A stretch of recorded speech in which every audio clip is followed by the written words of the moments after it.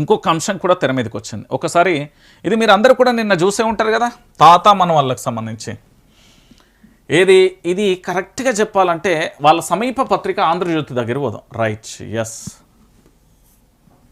తాత మన వల్ల ఆప్యాయతకు పూరి పొంగాయి అంటూ కూడా చూస్తుంది. నిన్న రాష్ట్ర ముఖ్యమంత్రి యనమల రేవంత్ రెడ్డి గారు వారి పక్కన వాళ్ళ యొక్క మనవడు ఉన్నాడు.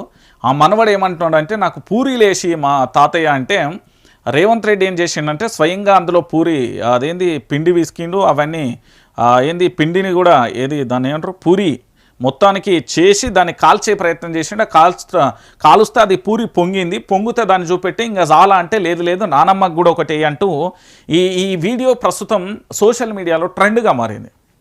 అంటే ఒక బంధానికి, బంధుత్వానికి, ఒక కుటుంబ బంధాలకు ఉన్న విలువను సూచించే విధంగా ఉన్నది. ఎంత బిజీ షెడ్యూల్ ఉన్నప్పటికీ ఏంటి, కుటుంబ బంధాలు అనేది చాలా అవసరం కదా. సో రేవంత్ రెడ్డి 24 గంటలు బిజీగా ఉన్నప్పటికీ వాళ్ళ మనవడికి టైం ఇచ్చి, వాళ్ళ మనవడి ఎంత అధికారంలో ఉంటేంది తాత మనవడే కదా అనేది ఇది వీళ్ళ కాంగ్రెస్ పార్టీకి సంబంధించిన సోషల్ మీడియా పూర్తి స్థాయిలో కూడా దీన్ని బయటికి తీసుకొచ్చే ప్రయత్నం చేసింది. అయితే దాంట్లో భాగంగా ఇక్కడ ఈ వీడియోకు సంబంధించి కౌంటర్ అటాక్గా బీఆర్ఎస్ పార్టీ నిన్న మరొక అంశాన్ని కూడా తెర మీదకి తీసుకొచ్చింది. నీరో పాలన జీరో ఫాయిదా అంటూ కూడా ఇక్కడ టైటిల్ చూసిరు కదా. ఇక్కడ ఏంటి అంటే, ఇక్కడ తాత మనవలకు సంబంధించిన ఎపిసోడ్ ఒకవైపు అయితే ఆట విడుపు వంట వరపు సీఎం రేవంత్ కాలక్షేపం అంటూ కూడా ఇక్కడ ఒక అంశాన్ని చూపెట్టిలు. Champion thank you CM sir అంటూ కూడా ఇక్కడ ఒక ఎపిసోడ్ చూస్తున్నారు. అసలు ఏం జరిగింది అనేది కూడా ఒకసారి మనం చూద్దాం. రోమ్ తగలబడుతుంటే నీరో చక్రవర్తి ఫిడేలు వాయించాడని విని విస్తుపోయాం. తనకు హిట్లర్ ఆదర్శమని బాహటంగా ప్రకటించుకున్న రేవంత్ నీరోను హీరోగా భావిస్తున్నట్లు ఉన్నది. ఒకవైపు ఎల్నివో ముంచుకొస్తున్నది, వానం లేక పంటలు ఎండుతున్నాయి, ప్రాణహితాలో నీళ్లున్నా లిఫ్ట్ చేసి పొలాలకు పారిచ్చే దిక్కులేదు. మరోవైపు గురుకులాలలో ఫుడ్ పాయిజన్ ఘటనలు ఆగట్లేదు. రాష్ట్రంలో ఎక్కడో ఒక చోట విద్యార్థులు రోడ్డెక్కని రోజు లేదు. విద్యాశాఖను తన దగ్గరే పెట్టుకున్న ముఖ్యమంత్రి రేవంత్ వాటిపై సీరియస్గా సమీక్షించడం లేదు. ప్రజా సమస్యలను గాలి కొదిలేసిండు అంటూ కూడా చెప్తున్న పరిస్థితి కనబడుతుంది. ఇక్కడ ఏమంటున్నారంటే, రాష్ట్రానికి సంబంధించి కాదు, ప్రపంచవ్యాప్తంగా కూడా ఎల్నివో ప్రభావం చాలా స్పష్టంగా కనబడుతుంది. అంటే వాతావరణంలో పూర్తి స్థాయిలో పసిఫిక్ మహాసముద్రం వేడెక్కడం, దాంతోపాటు వాతావరణంలో అనుకూలంగా వాతావరణం ఉండకపోవడం. వర్షాకాలంలో వర్షాలు పడాలి కానీ వర్షాకాలంలో ఎండలు కొడితే ఎట్లుంటాయి, చలికాలంలో చలి పెట్టాలి కానీ చలికాలంలో వర్షాలు కొడితే ఎట్లుంటాయి, ఎండాకాలంలో ఎండలు కొట్టాలి కానీ అప్పుడు వర్షాలు కొడితే ఎట్లుంటాయి. అదే భిన్నకరమైన వాతావరణ మార్పులు కొనసాగుతున్నాయి. దాంట్లో భాగంగా ఇక్కడ మనం తిండికి ఏదైతే పూర్తి స్థాయిలో పంట విస్తీర్ణం అనేది జరగాలంటే పూర్తి స్థాయిలో వాటికి నీళ్లు కావాలి. ఓ పక్కన పూర్తి స్థాయిలో కన్నపల్లి పంప్ హౌస్ను లిఫ్ట్ చేయండి, ప్రాణహితలో నీళ్లున్నా కూడా లిఫ్ట్ చేసి పొలాలకు పారించే దిక్కు లేదు అంటూ కూడా చెప్తున్నాను. అంటే రాష్ట్రంలో సమస్యలతో పేరుకుపోయింది. అన్నదాతలను కాపాడాల్సిన బాధ్యత రాష్ట్ర ముఖ్యమంత్రి యనమల రేవంత్ రెడ్డి గారి మీద ఉంది. కానీ వాళ్ళ మనవడు తాత మనవాళ్ళు మంచిగా పూరీలు వేసుకొని తింటారు కానీ ఈ సమస్యలను పట్టించుకోవట్లేదు అంటూ కూడా ఇక్కడ ఏంటంటే కౌంటర్ అటాక్ అన్నట్టు. ఇక దాంతోపాటు ఇంకొకటి ఏంటంటే, గురుకులాలలో ఫుడ్ పాయిజన్ అనేది ఇది బాధాకరమైన విషయం. ఎందుకంటే రాష్ట్రానికి ముఖ్యమంత్రి రేవంత్ రెడ్డి, రాష్ట్రానికి విద్యాశాఖ మంత్రి కూడా రేవంత్ రెడ్డికి వాళ్ళ మనవడి మీద ఎంత ప్రేమ ఉంటుందో అదేవిధంగా గురుకులాలలో చదువుకునే ఈ విద్యార్థుల మీద కూడా అంతే ప్రేమ ఉండాలి. ఎందుకు అంటే రాష్ట్రానికి ఇప్పుడు పెద్ద దిక్కు ఎవరంటే రేవంత్ రెడ్డి. ఎందుకంటే రాష్ట్రంలో ముఖ్యమంత్రి ఎవరంటే రేవంత్ రెడ్డి, రాష్ట్రంలో విద్యాశాఖ మంత్రి ఎవరంటే రేవంత్ రెడ్డి.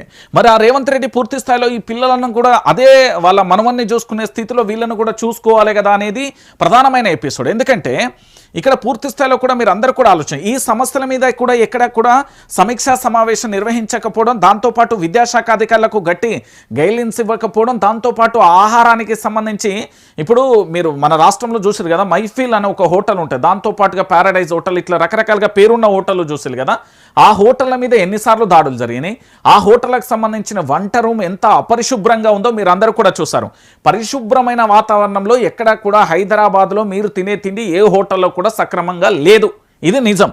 సో అదేవిధంగా విద్యార్థులకు సంబంధించి నేటి బాలలే రేపటి భావి భారత పౌరులు, వాళ్ళు నేటి సమాజాన్ని మార్చే విధంగా ఉంటారు అంటూ కూడా స్లోగన్స్ ఇస్తారు. ఎవరు, రాష్ట్రానికి సంబంధించిన అధికారులైనా లేకపోతే అధికారులు ఎవరైనా కావచ్చు, మంత్రులైనా కావచ్చు, అది ముఖ్యమంత్రి అయినా. కానీ ఇక్కడ ఫుడ్ పాయిజన్తో మళ్ళీ విద్యార్థులు కూడా గదే పరిస్థితి వస్తుంది. అసలు ఫుడ్ పాయిజన్ ఎందుకైతుంది, దాని మీద సమీక్షా సమావేశం ఏది, విద్యాశాఖ మంత్రి రేవంత్ రెడ్డి కదా, దాని మీద ఎందుకు సమీక్షా సమావేశం చేస్తలేడు అనేది ప్రధానమైన అంశం. ఇంకోటి ఏంటంటే, మొత్తం ఇక్కడ ఏంది ప్రజా సమస్యలను గాలికి వదిలేసి కాలక్షేపం చేస్తున్నాడు. మరి రోజు పొద్దుగాల పేపర్స్ చదువుతలేడా, పేపర్లు చదివితే కేవలం వాళ్ళ పత్రికలు మాత్రమే చదువుతుండా, అన్ని పత్రికలు చదువుతలేడా అనేది ఇంకొక అంశం. మంగళవారం శిల్పకళా వేదికలో అర్జెంటీనా ఈజిప్ట్ ఫుట్బాల్ మ్యాచ్ని అర్ధరాత్రి దాకా వీక్షించి వినోదించారు రేవంత్. తాజాగా గురువారం తన మనవడి కోసం ఇంట్లో పూరీలు చేస్తూ ఆనందించారు.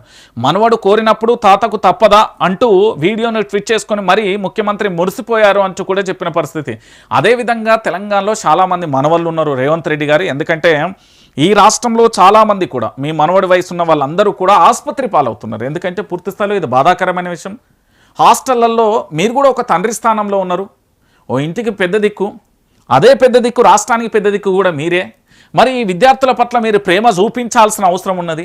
ఫుడ్ పాయిజన్ గతంలో జరిగింది, ఇప్పటికీ జరుగుతుంది. ఫుడ్ పాయిజన్ జరుగుతున్న ఆ స్కూళ్ళు, పాఠశాలలు లేదా కస్తూర్బా హాస్టళ్లలో కఠినమైన చర్యలు తీసుకోవాలి.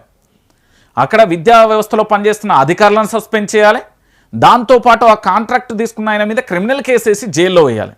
లేని పక్షంలో ఆ హాస్టల్ అన్నాను మూతపెట్టురు. ఎందుకంటే మా బిడ్డల ప్రాణాలను తీయకూరి. ఇది రాష్ట్ర ప్రభుత్వానికి వినమ్రంగా కూడా రిక్వెస్ట్ చేస్తున్న పరిస్థితి. రిక్వెస్ట్ చేస్తున్నారు, అయినప్పటికీ కూడా లేని పరిస్థితి కనబడుతుంది. ఇక మంత్రుల సంగతి సరే, కొందరు విందులలో మరికొందరు విహారయాత్రలలో నిమగ్నమయ్యారు. ఒక ఆయన ఈత కొడుతుంటే ఇంకొక ఆయన దావత్లో తిరుగుతున్నాడు. ఇదంతా సంక్షేమమే, ఇదంతా ప్రజాపాలన. ఇదేమీ తెలియని రైతులు మాత్రం చుక్క నీటి కోసం బిక్కచచ్చి చూస్తున్నారు. చేను తడిపేందుకు తనలాడుతున్నారు. ఆ బిందెలతో తెచ్చిపోసుకో ట్యాంకర్ల ద్వారా నీళ్లు పారించుకున్నాడో నారును కాపాడుకునేందుకు నానా తిప్పలు పడుతున్నారు అంటూ కూడా చూస్తున్నారు. ఇక ట్రాక్టర్ ఇంజన్తో పొలానికి నీళ్లు మడితడి కోసం రైతుల తన్లాట అంటూ కూడా ఇక్కడ చాలా వరకు రాష్ట్రంలో ఏంది అంటే సమస్యలు వేరకపోతున్నాయి. ముఖ్యమంత్రి పట్టించుకోడు, మంత్రులు పట్టించుకోరు. మరి ఎవరు పట్టించుకోవాలనేది ఇక్కడ ప్రశ్న. ప్రభుత్వం ప్రజల కోసం పనిచేస్తుందా, ప్రభుత్వం వాళ్ళ వ్యక్తిగతంగా పనిచేస్తుందా, ప్రభుత్వం పరిపాలన నడుస్తుందా, పేరుకు మాత్రమే ప్రభుత్వం అని ఉన్నదా, పేరుకు మాత్రమే ముఖ్యమంత్రి, పేరుకు మాత్రమే మంత్రుల, అంతకుమించి ఇంకా వేరే ఏమీ లేదా అనేది రాష్ట్ర వ్యాప్తంగా చర్చ నడుస్తుంది. మరి ఈ పిల్లల పరిస్థితి ఏంది, అటు నీళ్ళ పరిస్థితి ఏంది, ఇక్కడ పూరీల పరిస్థితి ఏంది, రాష్ట్ర ముఖ్యమంత్రి గారే ఏమన్నా ఇక్కడ ట్యాగ్ లైన్ దీంతో పాటు ఏంటంటే మనవడు కోరినప్పుడు తాతకు తప్పుతుందా అన్నప్పుడు ఆడగుడు ఇంకొక సబ్ టైటిల్ పెట్టండి.